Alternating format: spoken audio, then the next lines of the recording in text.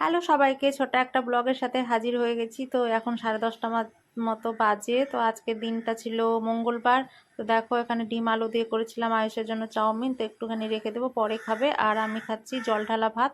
কালকে রাতে না মানে জল ঢেলে রেখেছিলাম ভাতে, খুব গরমে খেতে ইচ্ছে করছিল, তো ফাইনালি আজকে খেয়ে নিলাম পেঁয়াজ আর আলু ভাজা দিয়ে। আর দেখো এখন না স্নান টান করে নিয়েছি, এটা অনেকক্ষণ বাদেই। তো কয়েকটা জামা কাপড় ধোয়ার ছিল, সেটা ধুয়ে নিয়েছি, আর সাথে করে করতে হবে পুজো। তাই দেখো এদিকে আমার সব কিছু কমপ্লিট। এবার পুজোর বাসনটা ধুয়ে পুজো দিয়ে তারপর যাব রান্নাঘরে। তো এই দিকে দেখো একটা আমি না লঙ্কার গাছ লাগিয়েছিলাম, তো বাড়ি থেকে এসে দেখি অনেকটা বড় হয়ে গেছে। তো বেশ ভালো লাগছে আমার গাছগুলো, আমি মানে দেখে অনেক দিন বাদে আমার তো খুবই ভালো লাগছে। আর দেখো এক দুটো করে ফুল ধরেছে, আমার তো ফুল খুবই ভালো লাগে। তো এই গাছগুলো তোমাদের সাথে একটু শেয়ার করলাম।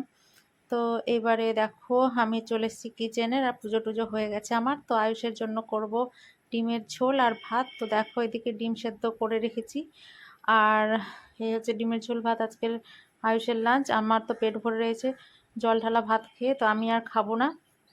তো এটা হচ্ছে আয়ুষের আজকের লাঞ্চ। তো গাইস আমার রুটি করা হয়ে গেছে, আর এই যে দেখো চিকেন, ব্যাক ক্যামেরা করে দেখাচ্ছি। এই যে দেখো চিকেনটা কষানো হয়ে গেছে, আর এই যে পেঁপেগুলোও সেদ্ধ হয়ে গেছে।